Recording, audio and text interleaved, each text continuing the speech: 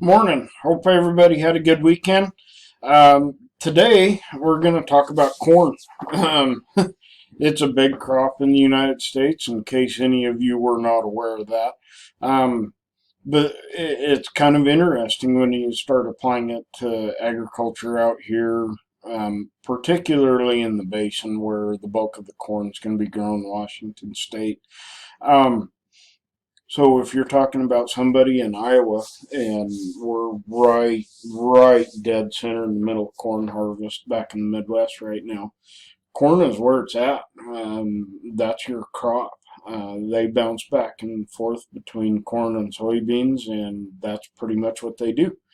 Um, Out here on our irrigated ground, we're just flat not going to grow corn dry land, at least on this side of the state. There is going to be a little bit of dry land corn, other side of the mountains, but to be honest with you, most of the time corn falls into a category of this is one of the closest things I can come to a valid rotation crop in between the ones that really matter to me on this center pivot irrigated system we've got going out here. So with that, I'm going to get out of your way and we'll take a look at raising corn.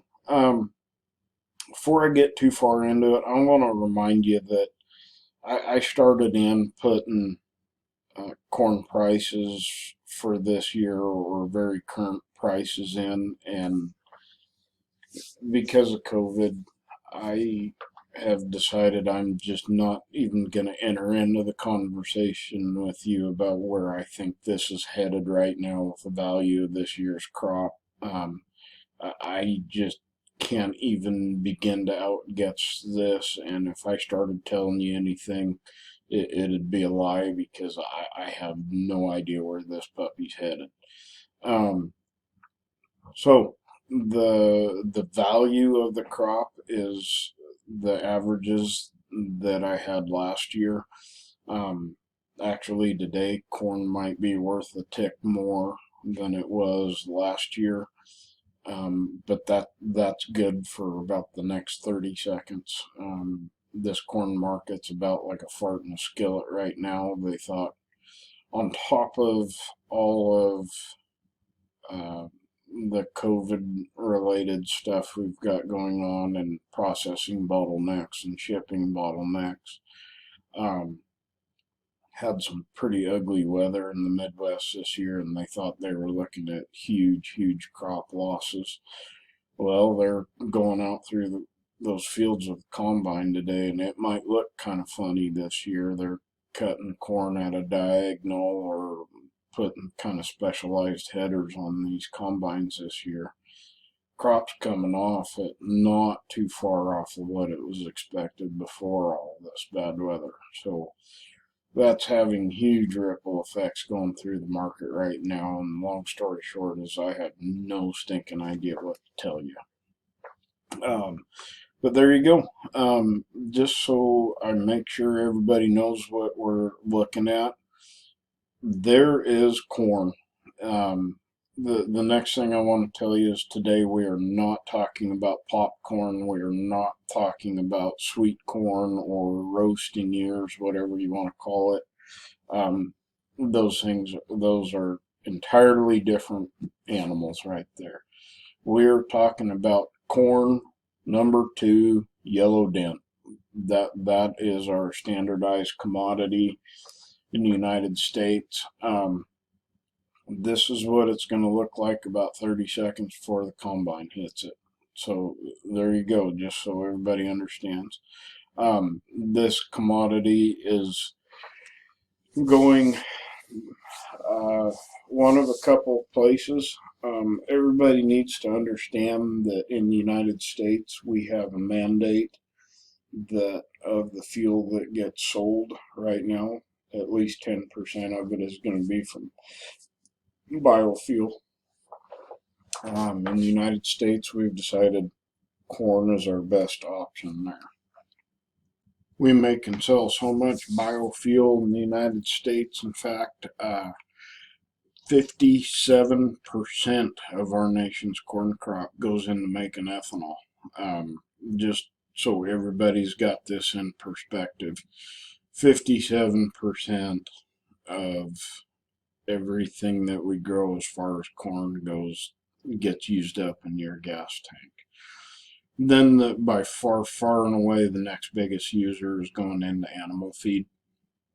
Um, no secret there. Cattle, hogs, and poultry, all three, the primary energy source in all of their diets is going to be just ground corn. Cattle, it'll be steam flake rather than ground. But corn is huge as far as that goes. Then the next part goes into food processing for us. Everybody sitting there right now having any sort of a pop, that sweetener is corn syrup. It's everywhere in the food we eat. Pretty versatile product, to be honest with you, but still there is no escaping the fact that it is law that 50%, 57% of that right there is going to wind up in somebody's gas tank. That is a big deal. That is also another way to look at that. That is a government mandate and something of a price support for growing that commodity. Um, Love it or hate it, that is something that you at least need to be educated on and be able to have something of a valid discussion with somebody about whether that is a government subsidy for corn farmers and whether you agree with it or not. Uh, there you go. I'll get off my soapbox on that one. So I've got a couple of pictures just to look at to kind of warm us up and get us into this discussion about growing corn. Um, Super typical look at what's going on in the Midwest today, right now, in fact. That corn's getting piled up. Uh, our corn harvest happens so fast right now. There is not anywhere close to enough elevator space in this world to handle all the corn that's coming off. Um, it used to be, even 20 years ago, our corn harvest would last 45 to 60 days. Um, right now, all indications are that we're going to be over 80% done with corn harvest in the Midwest inside of 21 days. That's absolutely incredible. Um, that is a testament to how far technology's gone with our ability to harvest right now. Yeah. Another thing to think about is, and a lot of people wouldn't realize this if you weren't a corn farmer, but these two elevators right there, those actually are not elevators. Those are dryers. Um, Almost all corn comes off, I don't care when you cut it, comes off too wet to store. If you're much over 15% moisture, it will mold in the bin, so they have to run it through a dryer, which is an incredibly expensive process. It takes a long time. If there is anything close to a delay about corn harvest, it's going to be getting it dried. So next picture, I'm showing you this just because this is distinctly what is not happening anymore. We don't store corn on the cob anymore. That is the old school. How much corn is in the crib to feed the critters? Um, there's probably like 3 people in the Midwest still doing it that way. Just showing you a picture of what it looked like and what it used to be. That's not happening anymore. Okay. Again, just a discussion about when it's time for corn to come off. Uh, wow, look out, here it comes. The other thing in this picture is, you're dealing with an elevator that handles corn if they have 3 or 4 propane or natural gas tanks that are about the size of train cars. That's the heat and the energy source for drying corn. It's going to add some expense. We'll take a look at that in a minute. This picture right here is of Tri-Cities Grain, uh, just across the river from Burbank, I guess you're going to call that, in Pasco. Um, this notion of drying corn has become such a big deal that that entire facility right along the river, you'd thought, well, that's just, surge capacity for loading barges. It's actually not. That's part of their corn drying facility there. Next thing I wanted to talk about is uh, corn being such a versatile commodity, which makes it one of that's something about it that makes it pretty cool to grow. You have options. If corn is where you got to be, um, you have some pretty serious options for what you're going to do with that. Once we leave the ethanol discussion aside, you have some choices what you're going to do with corn. So right here, I'm showing you putting silage up.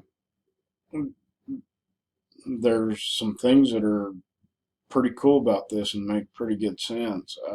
Instead of putting all of your eggs in the basket of just pulling off that dry corn and storing it, you're taking the total plant right here. Um, there is more calories or energy per acre to be harvested that way than just pulling off the corn kernels. Um, Another thing that's a big part of the discussion is you're certainly looking at different varieties of corn. We've got some that's bred to have way more plant growth or total plant growth because that counts. Most of that's going to go towards a dairy. We need super high quality forages going to the dairy, and this certainly qualifies. Um, you're going to get way more stalk and leaf out of corn with these varieties. It's going to come a little bit at the expense of how much ear and kernel you get. Um, but it's an option instead of just jumping into the big, huge commodity market. For some people, especially if you're in close proximity to where these animals are getting fed, this might be a pretty good option for you. Um, it does have some other consequences for the good and the bad if you go the silage route. So you can see what kind of organic matter is left over. So really, really good if you're fixing to come in with another crop that needs a whole lot of tillage in that field to prepare for another crop. Um, I'm going to tell you there's some things that need to be thought about as far as keeping your organic matter in check in your soil and farming practices down the road. Um, I can find very few arguments as to why you'd want less organic matter in your soil. So that is something to think about. Long story short, if you're doing this, you're putting yourself into a situation where really, in order to keep your soil health in check, you almost need to haul the manure back from wherever you hauled that silage to. Um, that otherwise you are mining your field and setting yourself up to having to buy more inputs for the next crop. Um, Economically, that may be the perfectly correct answer. It's just something to keep in mind and needs to be part of your thought process as you're going through this. This picture is just what it looks like after we've gone through the ensiling process. It goes from this nice kind of pretty green stuff, and you can see we definitely want the kernels in there. There's a whole bunch of good carbon energy in there. It gets ground up, and the ensiling process is actually about half fascinating. We've got to use two different types of bacteria to wind up with an acid that stands in as the preservative for this deal. Silage is kind of fun to look at. We've actually pulled jars out of King Tut's tomb, so canoptic jars that were packed with grass silage. It's not corn silage like here, but and that silage was good as the day as they put it in that jar. So silage can last a long time if you do a good job putting it up. The animal feeding operation, so this gets limited to cattle feeding operation, one variety or another. They really prize it. The problem is that silage right there is probably running somewhere between 40 and 60% water. We're really hamstrung by how far we can haul silage. Uh, Hauling water is never a profitable enterprise. So the only people that get to put silage up, you're pretty close to where it's getting fed. This picture just to show you a little bit about what's happening with a piece of machinery that's preparing for silage. So that's a silage chopper right there. This picture just shows you what's going on in the guts. Yeah, it takes the whole plant in, the whole kit and caboodle. We saw it off right at the ground. It's just going through a series of blades and gets chopped up pretty fine. We actually want it down to half an inch is about as big of a chunk as I can handle, and I'd prefer it to be more like a quarter of an inch if we're chopping for silage. Yeah, there's just the guts of what's actually going on. As you can see, it's quite an operation getting silage put up. It takes lots and lots of trucks. That piece of machinery right there, that corn chopper, that thing can hog through some corn in a day. That is never going to be what holds you up and slows the operation down. That's how many trucks can you put on the road and how fast can you get into the pit and get unloaded. As you can see, you step into making silage, you've got a considerable amount of money either tied up in hiring it done or owning the iron yourself to get it done. Here's what it looks like at the pit. We got to push it up in a pile. Then the next step is you have to compact that. And when I say compact it, I mean you have to run over it and run over it and run over it and run over it some more until you're sick of going up and down that pit. And we've got to squeeze all of the oxygen out of that pile we can. If there's too much oxygen there, the feed's going to spoil and lose the crop that way. Here's what it looks like when it's done. It actually turns kind of brown. It's kind of an unappealing looking stuff when it's done.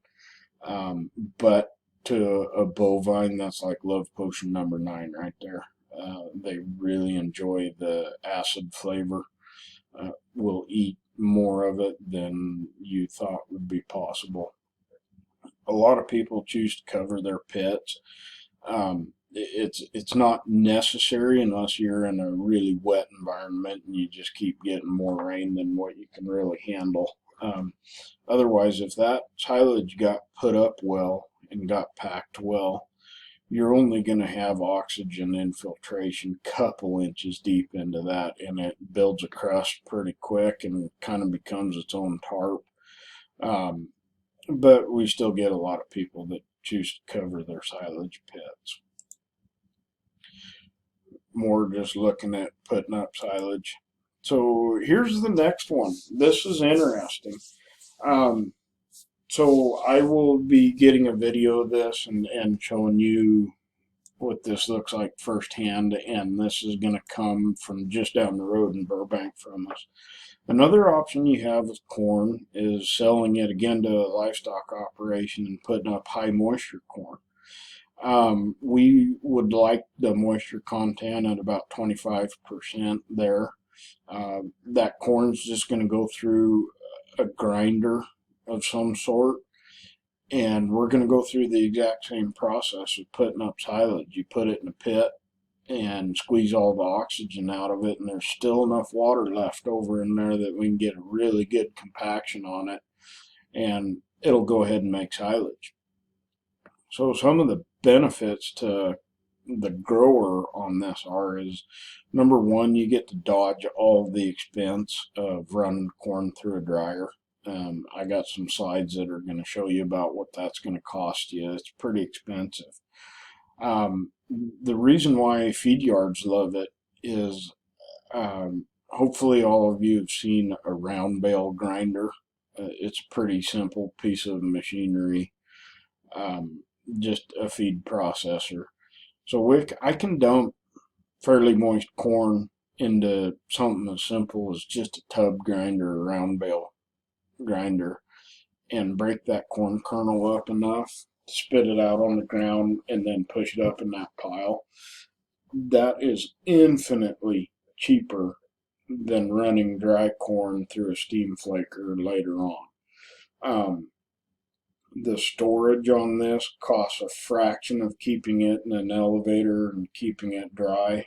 These silage pits, as you can see, I can put a lot of tons of corn in there. So super cheap storage, super cheap feed preparation, um, almost zero loss or waste as you're putting this up and feeding it. Um, Feed yards in particular really like this high moisture corn. It's way cheaper than buying the exact same commodity. It's cheaper for them, both on the front side and the back side, and then the people raising it. Again, if you're close enough to it and freight isn't as much of an issue as somebody who might be 100 miles out, um, you're going to find just about anybody who gets an option to sell their corn high moisture is going to go ahead and do it. So there's another option for you. Just a peek at what high moisture corn looks like in the pit. There's really not much to look at. It's just kind of ground corn. It's more of a mash when it's that wet, but same difference. Just look at what a corn dryer is. Won't bother you with the details on that, but this is the important slide right here.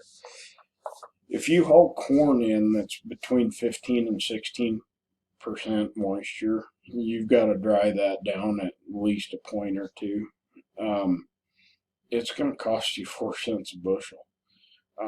Right. So the numbers I'm using are corn's at $5.50 a bushel. That's just 4 cents right off the top. That's a 2-3% reduction in the value of your commodity just so you can get it stored. It starts adding up. So you can see where you start spending somewhere between 20 and 40 cents a bushel on drying, and it's going to start dipping into what I am going to show you is not very much profit.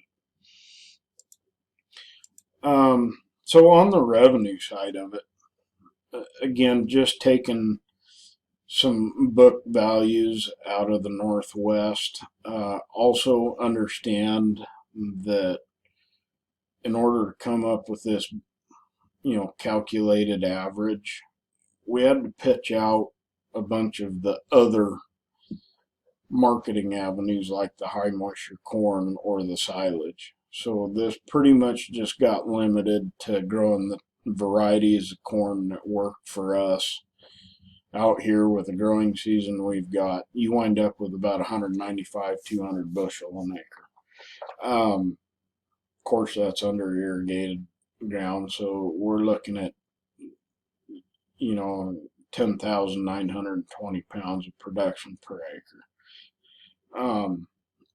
So yeah, the revenue off of that is a book value you can use right now would be $5.50 a bushel. Yeah, that $5.50 does not include last year, which also was just a train wreck in the corn market. China has a lot to say about how current we are on corn shipments, how battling with how to say that without starting a political debate inside of a field crop production class. Anyways, taking some book values, you're looking at somewhere between $1,000 and $1,100 an acre revenue. So that's the fun part of it. I'm glad you saw that, or that's over now. So tearing into this puppy, one of your biggest costs right up front is going to be your land cost. For those of you who own the ground, there is definitely an opportunity cost there. And for those of you who don't own the ground, you know damn good and well you're renting it. So I don't care one way or the other. That's still a cost that needs to be accounted for. Um, so I have kind of a crazy spread on the numbers of what your land or opportunity cost is going to be. Um, so WSU is showing we're between 250 and $1,000 an acre. A lot of this depends upon if you're, for example, if you're renting the ground and you are a corn farmer, the person who owns the ground is after potato contracts. The person who owns that ground and potatoes are their big crop, they have to put something in between so they can get back to potatoes. You are going to find a lot of instances where the value of ground is very, very tied to what crop you're growing on it. If you're going to grow corn, it might be $250 an acre, but if you're going to grow spuds, you might be looking at a $1,500 cash rent. Um, there is lots of wiggle room in the middle there. Uh, at this point in your education, I'm hoping you're able to know that you have no choice but to roll with the flow on that. Now then, the next huge cost is going to be your field preparation. That's going to be entirely dependent upon what the situation is walking into it. If you're coming in behind pulling potatoes or onions off, you're actually not going to have all that much expense in field prep. Um, there's not gobs of organic matter that you're having to get incorporated into the soil or anything like that, and it's going to be pretty inexpensive. Whereas if you're coming in behind some other high residue crops, you might have a little bit of money out in front of you as far as field prep goes. So I'm just going to wind up ultimately using an average value that kind of comes with average conditions and soil here in the Northwest. So seeding. This is actually a pretty big expense for the corn crop, not only the actual seed. And we're getting good enough at this now that gone are the days where we're saying, oh, we're going to throw a bushel of corn per acre out of seed, or we're going to put 60 pounds of seed out or something like that. Um, our planters are good enough. Our satellite navigation is good enough. And our understanding of how to optimize growing conditions and yield are getting good enough that we're after seed individualization. And we're going to measure this more in terms of how many seeds per acre we got out there. So a pretty decent average for field corn. Again, this is not popcorn, this is not sweet corn, but for field corn, we're looking at about 50,000 seeds per acre. And that's going to cost you $100 plus just for the seed. Seed is incredibly expensive. And this is certainly going to be done with GPS guidance because we've got to turn around and go down those rows so many times during this crop, be it cultivating with herbicides, insecticides, or some of the other pesticides that we're going to be using. The margin on this thing is tight enough that I just cannot afford somebody to be falling asleep in the tractor driving that and running over any crop. I'm going to go ahead and let the satellites do the driving for me so I can get precisely down rows that have been set up and not kill any corn that way. So I see I'm at my 30-minute time limit. Next time we'll finish up talking about corn. Thank you.